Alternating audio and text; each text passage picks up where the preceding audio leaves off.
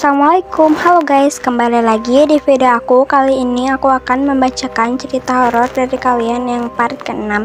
Yuk langsung aja kita mulai. Oh ya, sebelumnya aku mau ngasih tahu dulu nih ke kalian, nama mapnya adalah Escape the Haunted House Obi.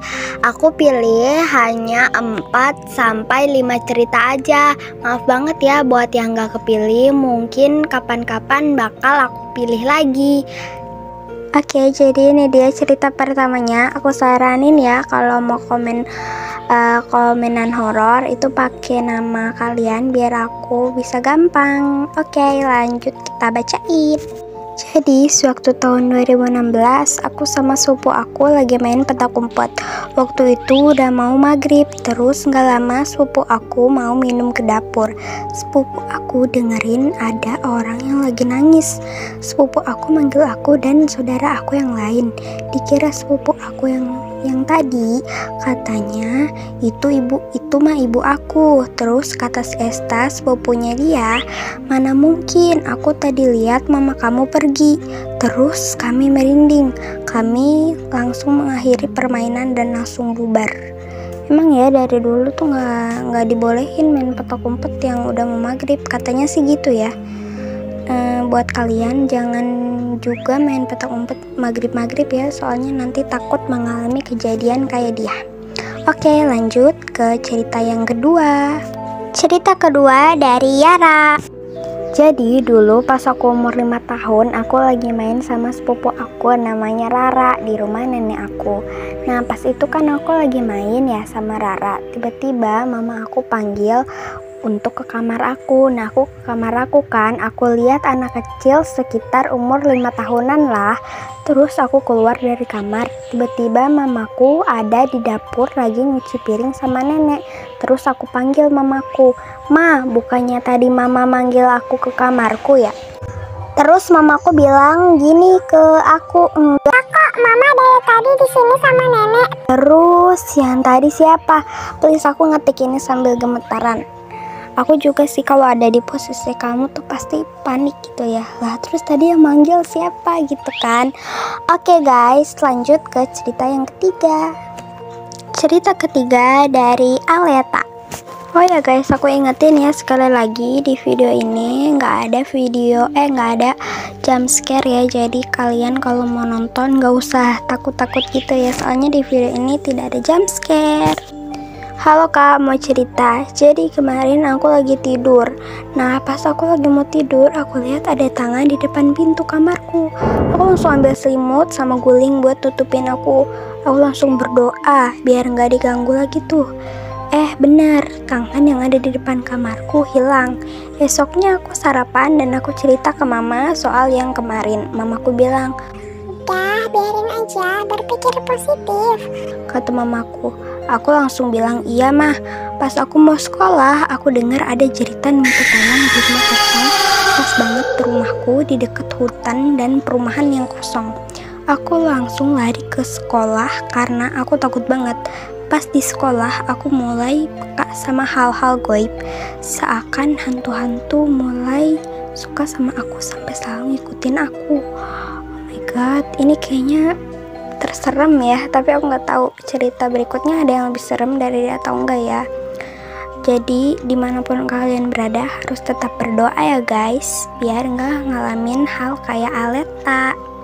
Semoga kita semua dalam lindungan, amin. Oke, lanjut ke cerita yang keempat. Cerita keempat dari Cherry Pie. Jadi inilah ceritanya. Pada suatu malam, aku dan teman aku kebangun jam 12 malam. Kebetulan teman aku lagi nginep. Nah, mulanya teman aku aja nih yang kebangun. Aku juga ikut kebangun dong. Nah, aku dan teman aku kan kebangun. Tapi kita rasa kayak ada yang aneh gitu loh. Dan tiba-tiba helm yang di atas meja itu tuh kayak ketarik tapi sedikit. Nah, terus ada tangan. Nah, karena aku dan teman aku takut sambil baca, "Ya Allah." Kalau takut gini sebenarnya bukan bilang ya Allah ya, tapi berdoa gitu ya. Nah, selepas itu kita kan buka mata lagi tuh. Tangannya udah nggak ada.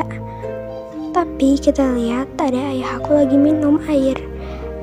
Tapi kita lihat di kamar ayah ibu aku, ayah aku tuh masih tetap tidur dan gak bergerak atau apapun. Yang kita merinding, terus kita langsung masuk ke kamar. Loh. Terus tadi yang ngambil air minum siapa ya?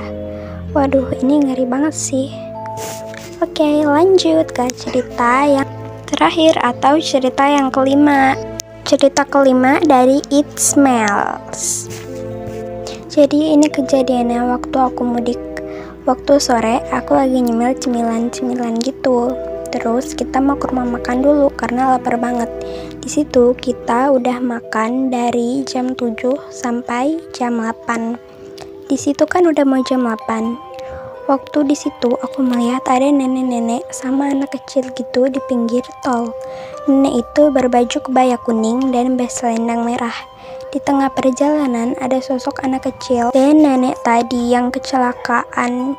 Aku langsung putar otak berpikir, padahal itu neneknya baru beberapa menit lalu di pinggir tol.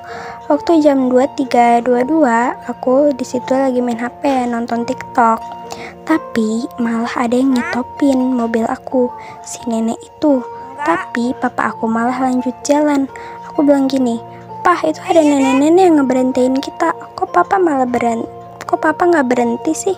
Papa aku bilang, "Hah, nenek-nenek? Orang gak ada orang yang nyetopin, lagian kan gak boleh ada di pinggiran tol selain petugas-petugas."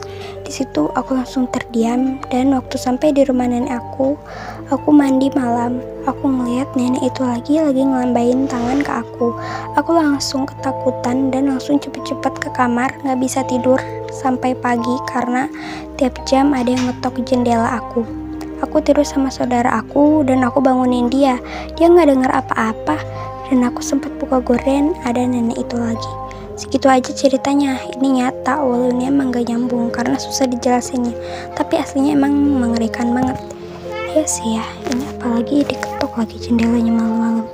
Ih, gimana tuh, takut banget aku sih kalau di situ. Aku sih nggak bakal buka gorden ya. Kamu berani banget ya. Oke guys, segitu aja video bacain cerita horor dari subscriber aku. Maaf banget ya kalau ada yang gak kepilih. Kalian harus sabar ya, nanti bakal aku pilih. Aku juga memilih cerita yang seru doang ya. Oke guys, wassalamualaikum.